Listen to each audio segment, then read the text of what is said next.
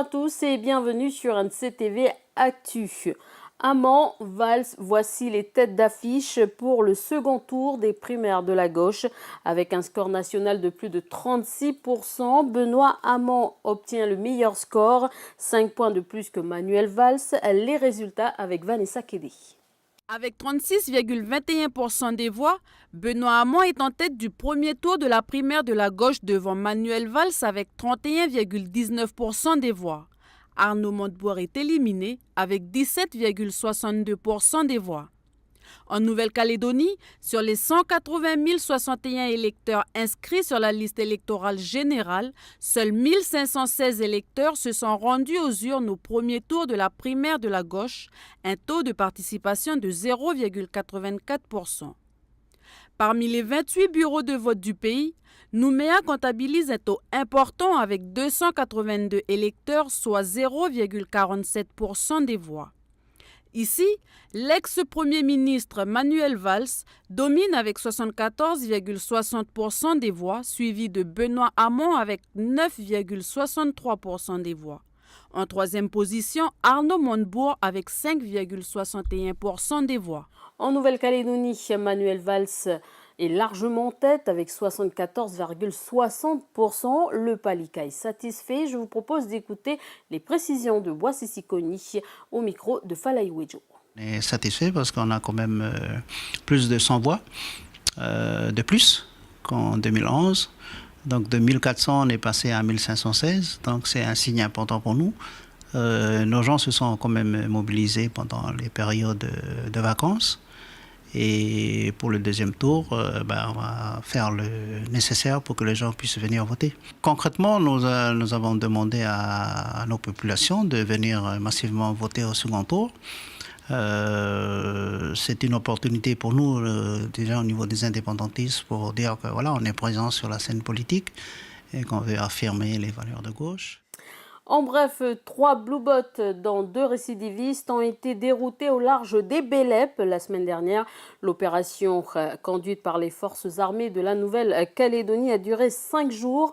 L'alerte a été donnée le 18 janvier et le 21 janvier, une patrouille coordonnée par le Guardian signale la présence de plusieurs fûts d'holoturie à bord des bateaux. En même temps, 6 bateaux en fuite vers le Vanuatu ont été relocalisés. Depuis juillet 2016, au total, 4 bateaux ont été déroutés et 7 navires ont été arraisonnés. Santé, le dernier service a déménagé le 10 janvier au Medipol de Koutio. Tout est opérationnel, mais des ajustements sont encore à prévoir, nous confie Dominique Chevaux, le directeur du Medipol. C'est l'invité du jour. Bonjour Monsieur Dominique Chevaux, merci de nous recevoir.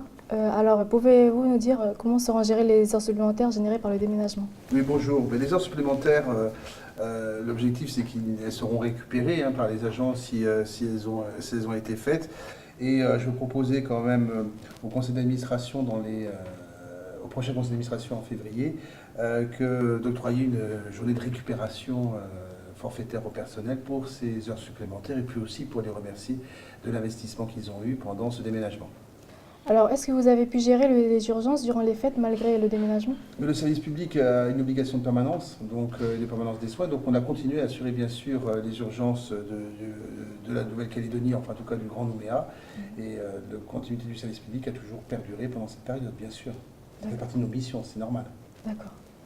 Alors, est-ce que tous les services sont opérationnels aujourd'hui? Tous les services sont opérationnels, peut-être un ou deux qui sont encore en rodage. Donc nous sommes dans une phase de mise en service, mais tous les services d'hospitalisation, le bloc opératoire, les urgences sont opérationnels, pas toujours à 100%, et nous donnons jusqu'à fin mars pour pouvoir les rendre opérationnels à 100%. Il s'agit de quel service? Actuellement, on a l'assistance à la procréation médicalement assistée, donc on a l'AMP qui n'est pas encore opérationnelle. Le bloc opératoire n'est pas encore opérationnel sur toutes ces salles, donc on a lancé nos programmes, on a sur les urgences. En imagerie médicale, toutes les salles ne sont pas encore opérationnelles, elles le seront d'ici fin mars. Alors financièrement, est-ce que la gestion du Medipol est OK? Écoutez, le taux directeur a été voté par le Congrès à la fin de l'année, donc notre budget a été voté par le Conseil d'administration. Donc d'un point de vue budgétaire, l'ensemble de la situation est en phase. En revanche, la trésorerie de l'établissement est encore toujours en difficulté. Mais l'annonce faite par le gouvernement d'abonder les comptes du REAM nous rassure infiniment. Alors, que vont devenir les bâtiments de Magenta? Le Magenta est en cours de vente, donc nous sommes en train de négocier avec des promoteurs la vente de Magenta, et Gaston Boré sera remis début mars au gouvernement de Nouvelle-Calédonie.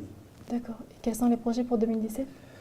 Pour 2017, c'est déjà de roder le Medipôle, donc déjà c'est déjà un gros projet. Donc là on est en phase d'analyse des conformités qui vont avoir lieu jusqu'au mois de mars. Entre avril et mai, on va évaluer nos organisations pour pouvoir les présenter au conseil d'administration fin juin. Et après, on a encore bien sûr des projets importants. On va travailler beaucoup sur la cancérologie dans les mois qui viennent, sur la cardiologie aussi dans les mois qui viennent, et on va travailler sur le projet d'établissement, en particulier vers la gériatrie et les soins palliatifs. Par rapport au budget qui a été voté par rapport au REAM, vous pensez que ça va... Il nous rassure pour les prochains mois, enfin pour l'année 2017. Après, structurellement, les comptes du REAM sont en déficit, donc il y a un travail structurel à faire entre les différents partenaires économiques. Mais ça, après, ça relève de la compétence du gouvernement de Nouvelle-Calédonie, donc mais j'ai toute confiance sur les résultats qu'on va avoir dans les mois qui viennent. Dominique Chevaux au micro de l'INSEE WAMO.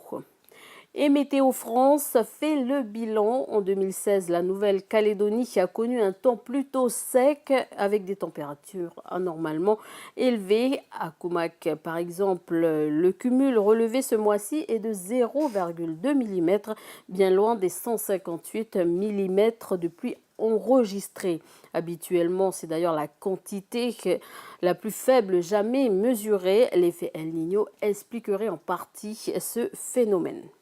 Et à Tahiti, c'est le contraire. Le plan d'urgence a été déclenché après les intempéries de ce week-end.